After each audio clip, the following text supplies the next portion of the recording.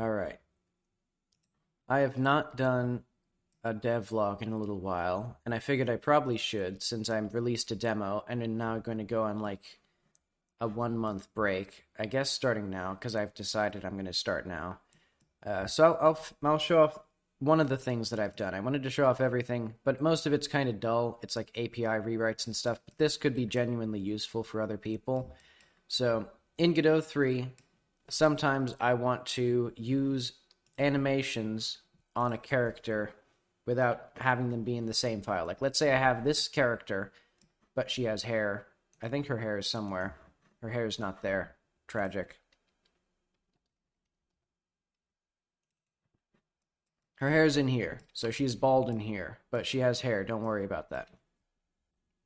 But let's say I want to make this model, and then I don't want it to take 2.5 minutes to export, which is what it used to take because I had all the animations in the same file. But now I only have this one. But if you'll remember, way back in the day, I tried doing this where I basically just made a file, imported the skeleton, made some animations and saved it, and it was all fucked up. It was all janky and stuff. Like, the animations weren't correct. All the channels were wrong. The pose was wrong. So now, like, look at this. I have all these animations in here, and they're all from different animation packs. So instead of having, so I have like 1, 2, 3, 4, 5, 6, 7, 6 actual files, 1 test file. And if we look at these, they're just the skeleton, just this reset, just some animations. So how did I do it? Well, the most important thing is this reset. Because Godot basically takes the first pose, or the first animation, and I think the first frame of the first animation in your exported file as like the rest pose. So it goes, okay, this is the default pose, and then everything else is relative to this. Why is this? I'll figure this out later, but this is not in the right position. Oh wait, no, it is in the right position. Okay. Because you're sitting from the right. Why is it called sit left then? I'm dumb. Anyway, basically, that was the secret. Have the rest pose. Have it be... And also, if you name it the same thing in all the files, it overwrites the file for each one, so you don't have a bunch of duplicates of the animation, which was what I was worried about. So now each of these little GLB files just has the same skeleton and the same animation here, and all these unique animations, because I have it specifically set up so that they export to files. And then in my base mesh, I have a little script that loads any new animations in this folder. So this character is Jackie Anim.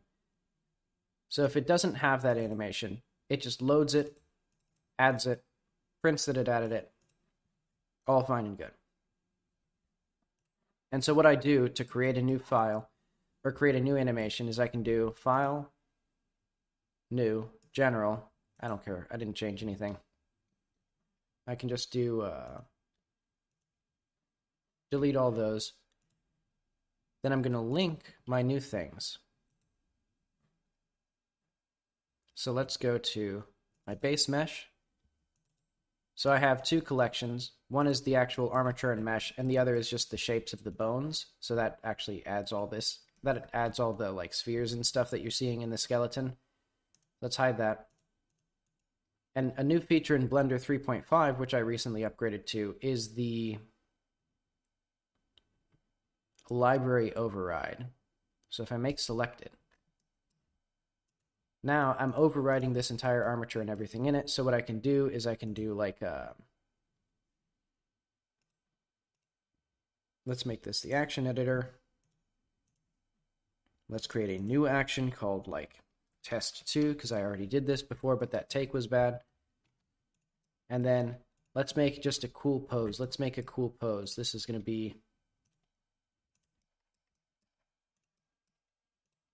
She's like Spider-Man now. She's like Spider-Man. Beautiful. And for good luck, let's just make her hands this way. See, perfect pose. excellent, like this, Spider-Verse, eat your heart out.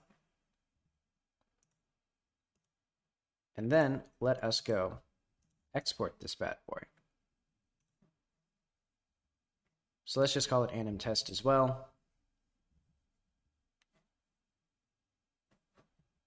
Oh wait, I didn't do that right. I forgot. So for these animations, I only export the selected objects. So that way, because I'm selecting the skeleton only, it'll only export the skeleton. I don't have to worry about everything else that it has. What is this? I don't care about that. What I can do here is I can go to anim test again. We have all of my same things. Let's re-import that again. So basically, specifically, keeping the storage as animation, keeping the storage as separate files, and keeping the custom tracks, I should say. Then that gives me that little test2.animation. And then I can go to player, somewhere. I can go to this. And we can see here it added this new test2 animation. So if I go back to here, disable the animation tree, we can see now I have a new test2 animation, which doesn't do anything because I didn't actually export the keyframes. Hang on. All right, look at this. Even better this time. Even better. Let's just save. Anim test. Oh yeah, also I fixed my animation exporter. It didn't apply modifiers properly, so now it does, but that doesn't matter here because there's no modifiers on the armature itself. But all right, now if I go into here, reopen this, check this out. Incredible, beautiful. This is what gaming was meant to be. I have a new animation, and it's not horribly janky because my animation test has the secret ingredient, which is to actually have the reset pose baked into it. And also, and look at that, it's not even exported properly, but it still worked. And yeah, this is why you apply your animation, or apply your modifiers. Hang on. GLB export. Oh. Make sure you remember export settings when you're doing this at home, because I know that you're going to be doing exactly the same workflow as I am.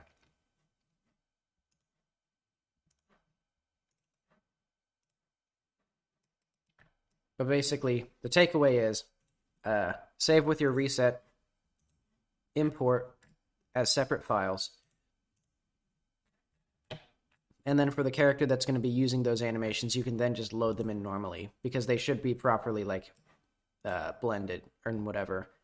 And if you're doing that in Blender, it should be pretty easy because you can just make a model or make a file that has your model, has your armature, and has the rest pose as an action. So in here, and then that'll be automatically exported when you export your file again if you're using the GLB export. I don't know how it works with the other ones because I don't use them. But anyway, that's the closest thing to a devlog that I'm going to do for the next like month or so. So hope you use that in your own 3D game, in Godot 3 specifically, not Godot 4. Godot 4 has a different animation system that works way better. And you're using GLB and not like some other format that works way better. And you're using whatever else I'm using. I don't know.